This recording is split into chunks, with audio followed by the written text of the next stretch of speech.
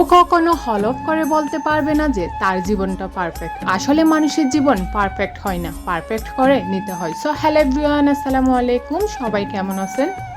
করি সবাই অনেক বেশি ভালো আছেন। যে বা যারা যেখান থেকে আমার এই ভিডিওটা দেখতেছেন অবশ্যই একটা কমেন্ট করে জানাই যাবেন। সকালবেলা আজকে একটা পছন্দের জিনিস খাবো।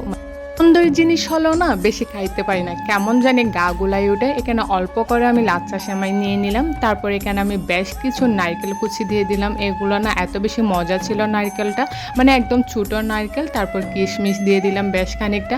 তারপর না আমি একদম ভালো মতো দুধ দিয়ে দিলাম আর কি। এরপর একটা যা কাণ্ড হয়েছে না, আমি একদমই প্রস্তুত ছিলাম না। অবশ্য আগে থেকে ভয়টা ছিল, কি হয়েছে জানেন, মোবাইলটা একদম এখানের উপর পরে সব ভরে গেছে। কেয়ার করা যা ছিল তা খেয়ে দিয়ে একটু রুমে আসলাম। অনেক দিন ধরে এগুলো একটু পরিষ্কার করা হচ্ছে না, সবগুলোতে ধুলাবালি একদম জমেই থাকে। আসলে এত বেশি ধুলাবালি হয় মানে বলার বাইরে। এদিকে পরিষ্কার করলে এদিকে, এদিকে পরিষ্কার করলে এদিকে। আর এখানে ছিদ্র ছিদ্র যে মানে ফুলগুলো আছে না, সেখানে তো বলার বাইরে এত পরিমাণ ধুল জমে, কিছুই করার থাকে না। এটার উপর যদি কাপড় দিই না, 2 দিন পর পর কাপড়গুলো একদম ময়লায় কালো হয়ে যায়। রাত্রে উপরে একটু কাজ করছিল ড্রিল মেশিন দিয়ে, অনেকগুলা ধুলাবালি হয়েছে আর কি। তো আজকে একটু ভাবলাম ভালো মতো পরিষ্কার করে ফেলি, রুমটা ডিপ ক্লিন করবো আর কি। আসলে যেরকম আছে সেরকমের মধ্যে যদি ভালো মতো একটু গোছাই রাখে না, সুন্দর হয় আর কি।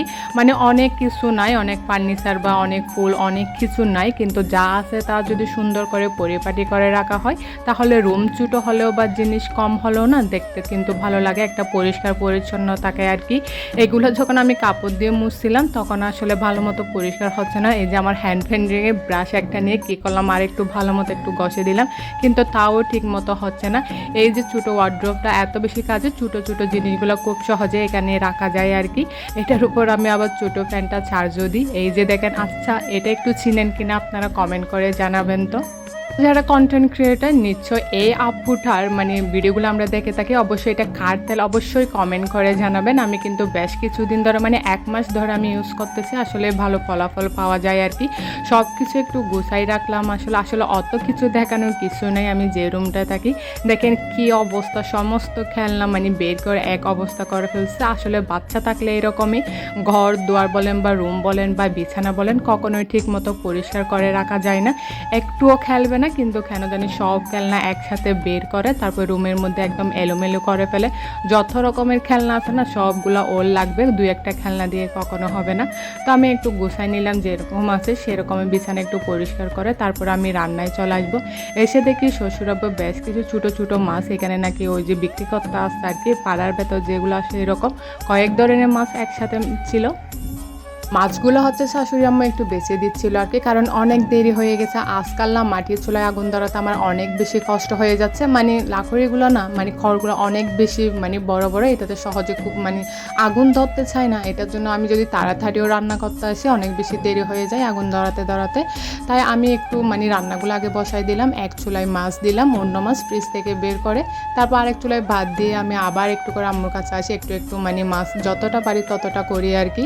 এদিকে প্রথমে মশলা কষতে দিয়েছে, 2-1টা ভাজলাম, আবার চলে গেলাম মশলা যখন কষে গেল।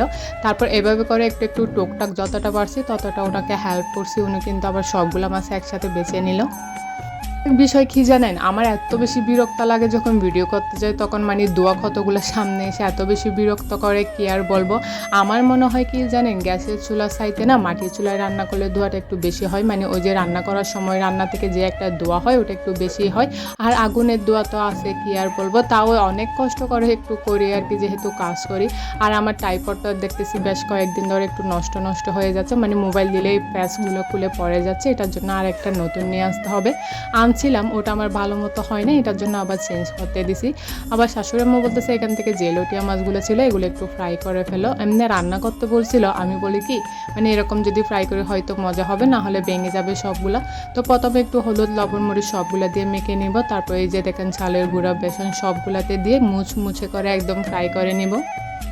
মাসে যখন কক্সবাজার গিয়েছিলাম তখন এই যে লোটটা ফিশ মানে ফ্রাইটা খেয়েছিলাম আর কি, অনেক ভালো লাগছিল। তো ভাবলাম এরকম করে আমার নিজের আইডিয়াতে একটু ফ্রাই করে নিলাম। আসলেই কিন্তু অনেক বেশি ভালো হয়েছিল, আমার তো খাইতে অনেক বেশি ভালো লাগছে। মানে বাদ দিয়ে খাওয়ার আগে আমি অনেকটা খেয়ে নিয়েছি, যেহেতু বেশ খানিকটা 2বার করে ভেজে নেব। এদিকে আরেক চুলায় ছোটো একটা কড়াইয়ে দিয়ে দিলাম আর কি। তো আজকে এই পর্যন্ত, সবাই অনেক বেশি ভালো থাকবেন। আসসালামু আলাইকুম।